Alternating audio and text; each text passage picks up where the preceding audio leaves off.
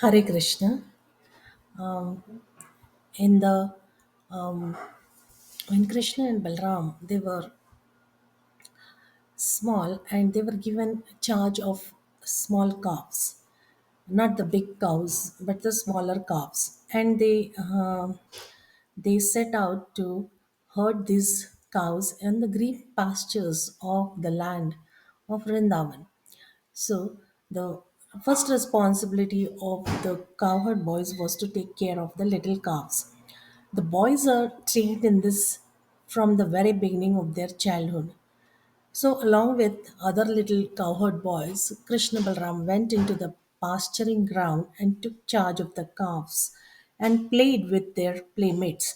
While taking charge of the calves, sometimes the two brothers played on their flutes, and sometimes they played with amalki fruits and bale fruits. Amalki is the small green juicy fruit which everyone likes, and to take it very much. It is fully loaded with vitamin C. And then the bale fruits. There is another fruit. It has flower also, and from that bale, a nice drink, fruit drink is made, and it's very delicious. So these fruits, they played with the fruits, amalki and bale, just like small children play with balls. Sometimes they danced and made tinkling sounds with their ankle bells. Nowadays, we don't see that many children, the boys, they wear the ankle bells. But yet, these boys of Vrindavan Braj, Krishna and Balram, they had ankle bells. The tinkling sounds of their ankle bells was heard as they ran around playing with the calves. Sometimes they made themselves into bulls and cows by covering themselves with blankets. They would play pranks like this, and the two brothers also used to imitate the sounds of bull and cows and play at bullfighting. Sometimes they used to imitate the sound of various animals and birds. In this way, they enjoyed their childhood pastimes apparently like ordinary mundane children. So that whenever the Lord descends, we know He performs human like pastimes, and it gives a lot of joy to the devotees, and also the Lord is also very much amused. Once, when Krishna and Balram were playing on the bank of Yamuna, a demon of the name Vatsasura assumed the shape of a calf and came there intending to kill the brothers. In Vrindavan, one or the other demon would always be visiting these boys, the Krishna and Balram. That is the Leela. That is the Leela of the Lord in Vrindavan. Whenever he descends, he comes to uh, give the uh, give the joy of pastimes of Vrindavan to the deserving ones. He comes for them. And in the process, then whenever there is an opposition, it is the Lord's Leela. So whoever is opposing the demons, they also become a part of the Leela, and that is how the Lord's Leela progresses. So when you're doing devotion, you cannot expect that there will be no hindrance, no disturbance, and everything will be going on smooth. Here we see in the Vrindavan pastimes that the Lord, these boys, the Lord Krishna and Balram, they are disturbed every now and then by various demons. So many demons come one after other whenever good times are there, and then suddenly the scene changes. So this time, who came? It was Vatsasura. He assumed the simple shape of a calf and came there intending to kill the brothers. And taking the shape of a calf, the demon could mingle with other calves.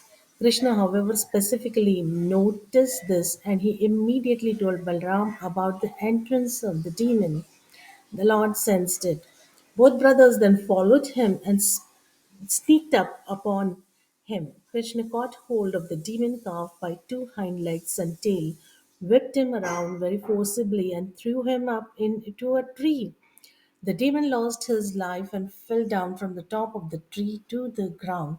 When the demon lay dead on the ground, all the playmates of Krishna congratulated him. Well done, well done. and the demigods in the sky began to shower flowers with great satisfaction. In this way, the maintainers of the complete creation, Krishna Balram, used to take care of the calves in the morning every day, and they enjoyed their childhood pastimes as cowherd boys in Vrindavan. All the cowherd boys would daily go back to river Yamuna to water their calves. Usually, when the calves drank water from Yamuna, the boys also drank. One day, after drinking, when they were sitting on the bank of the river, they saw a huge animal which looked something like a duck and was as big as a hill. Its top was as strong as a thunderbolt. When they saw that unusual animal, they became afraid of it. The name of this beast was Bakasura, and he was a friend of Kansa. He appeared on the scene suddenly and immediately attacked Krishna with his pointed sharp beaks and quickly swallowed him up. When Krishna was thus swallowed, all the boys headed by Balram became almost breathless as if they had died. But when Bakasura demon was swallowing up Krishna, he felt a burning fury sensation in his throat, and this was due to the glowing effulgence of Krishna.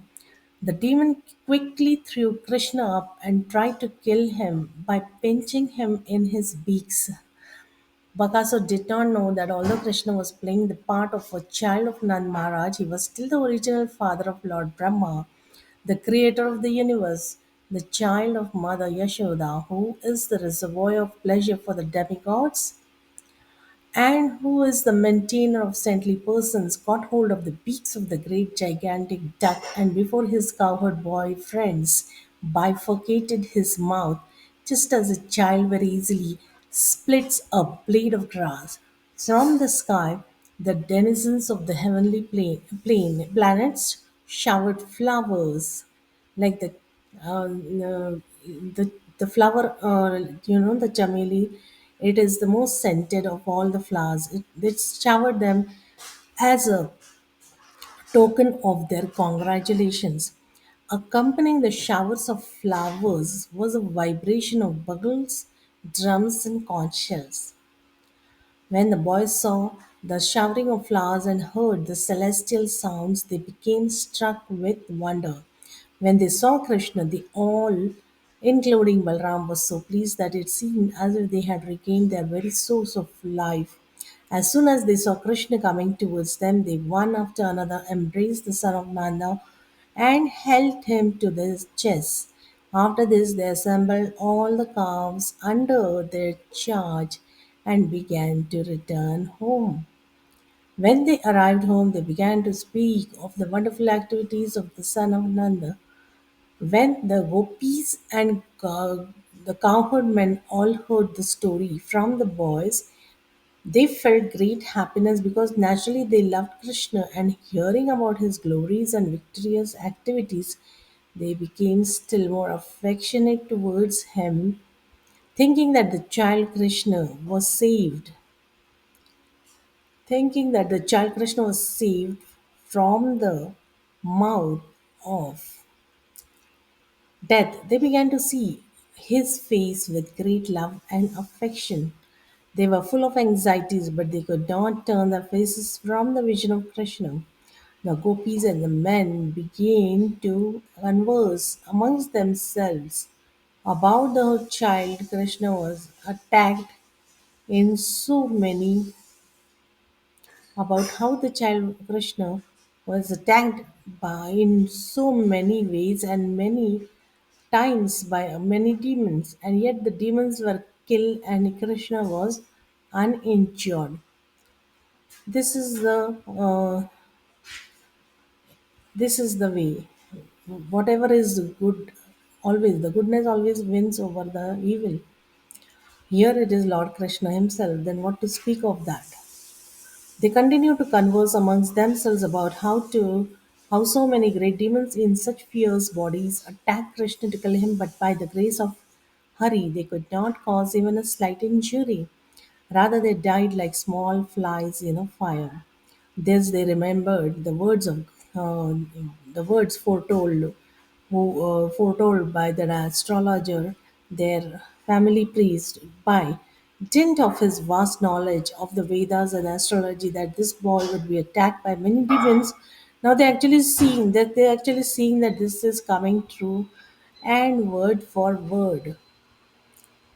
So all the elderly cowherd men, including Nan Maharaj, used to talk of the wonderful activities of Lord Krishna and Balaram.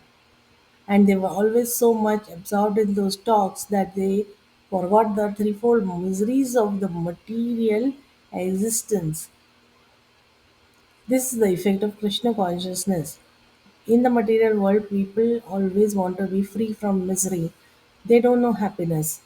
Just being free from misery is happiness they feel. But happiness in itself has its own existence. It's not that there's no misery means there is happiness. It's not like that. So this this covered men, including Nan Maharaj, were talking about the wonderful activities of Lord Krishna and Balram, and they were completely engrossed and absorbed in those talks, and they forgot the threefold miseries of this material existence. Now, what was enjoyed 5,000 years ago by Nan Maharaj can still be enjoyed by persons who are in Krishna consciousness simply by talking about the transcendental pastimes of Krishna and his associates. Thus, both Balaram and Krishna enjoyed this childhood pastimes, imitating sometimes the monkeys, and sometimes they used to imitate pastimes among their friends and happily pass their childhood life. So this in this chapter, the killing of Bakasura and Vatsasura, these are the beautiful pastimes, and we must read it daily and keep it in our daily read. So we are each time you get a new insight into it, and you will find some new joy. And not only that, you will get you will also get about ideas about how to go ahead and serve the Lord in a better way. So reading this daily would be of great help. And of course, this pastime of this Lord Krishna and Balram in Vrindavan are really very uh, full of joy, and it's a great joy even when we are not so, you know, the even when we are not so advanced, it gives so much pleasure. So what to speak when we will have some advanced stage and we read it and understand, and then understand how to serve the Lord. Hari Bol.